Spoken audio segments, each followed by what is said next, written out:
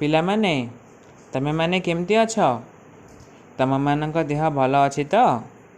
ଆଶା କରୁଛି ତମେମାନେ ଘରେ ଥିବ ଓ ଭଲରେ ଥିବ। ଆଜି ଯେଉଁ ବିଶ୍ୱ ମହାମାରୀ କରୋନା ବ୍ୟାପିଛି ସେଥିପାଇଁ ସତର୍କ ରହିବ। ବାରମ୍ବାର ସାବୁନରେ ହାତ ଧୋଇବା ସହ ମାସ୍କ ପିନ୍ଧିବ ଏବଂ ଶାରୀରିକ ଦୂରତ୍ୱ ମଧ୍ୟ ରକ୍ଷା କରିବ। ଜାଣିଛ, ଏହି ରୋଗରେ ଦୈନିକ ହଜାର ହଜାର ଲୋକଙ୍କର ପ୍ରାଣହାନି ଘଟୁଛି। ଏହା ବିଶ୍ୱ ପାଇଁ ଏକ ବିପଦ ନୁହେଁ କି? ନିଶ୍ଚୟ ଏହା ସାରା ବିଶ୍ୱ ପାଇଁ ଗୋଟିଏ ବଡ଼ ବିପଦ। ତେବେ ଆସ ଆଜି ଆମେ ବିପତ୍ତି ବିଷୟରେ ଜାଣିବା। କରୋନା ରୋଗ ଯୋଗୁଁ ଲକ୍ଷ ଲକ୍ଷ ଲୋକ ନିଜର ଜୀବିକା ହରାଇଲେଣି। ଏହା କ'ଣ ମଣିଷ ତିଆରି କରିଛି କି? ନା, ଏହା ଏକ ଅଦୃଶ୍ୟ ପ୍ରାକୃତିକ ଘଟଣା। ସେହିପରି ଆଉ କ'ଣ କ'ଣ ପ୍ରାକୃତିକ ଘଟଣା ଯୋଗୁଁ ଲୋକମାନଙ୍କର ପ୍ରାଣହାନି ହେବା ସହ ପରିବେଶ ନଷ୍ଟ ହୁଏ କହିପାରିବ?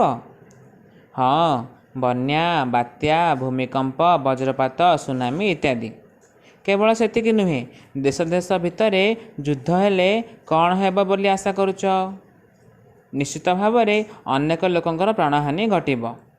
ଠିକ୍ ଯେମିତି କଳକାରଖାନାରୁ ନିର୍ଗତ ବିଷାକ୍ତ ଗ୍ୟାସ୍ ଏବଂ ବିସ୍ଫୋରଣ ହେବା ଦ୍ୱାରା ମଧ୍ୟ ଅନେକ ପ୍ରାଣହାନି ଘଟିବା ସହ ଜୀବିକା ଅର୍ଜନରେ ବାଧା ସୃଷ୍ଟି ହୁଏ ଏବଂ ପରିବେଶ ମଧ୍ୟ ନଷ୍ଟ ହୁଏ। ଆଚ୍ଛା କହିଲ ପିଲାମାନେ, ଏସବୁ ଯୁଦ୍ଧ ଓ କାରଖାନାରୁ ନିର୍ଗତ ବିଷାକ୍ତ ଗ୍ୟାସ୍ ଏବଂ ବିସ୍ଫୋରଣ ଆଦି ମନୁଷ୍ୟକୃତ ନା ପ୍ରାକୃତିକ ବିପଦ? ହଁ, ଏଗୁଡ଼ିକ ମନୁଷ୍ୟକୃତ।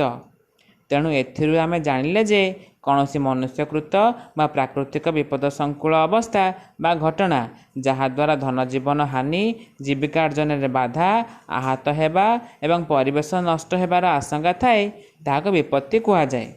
ଏଥିରୁ ଆଜି ଆମେ ବିପତ୍ତି ବିଷୟରେ ଜାଣିଲେ।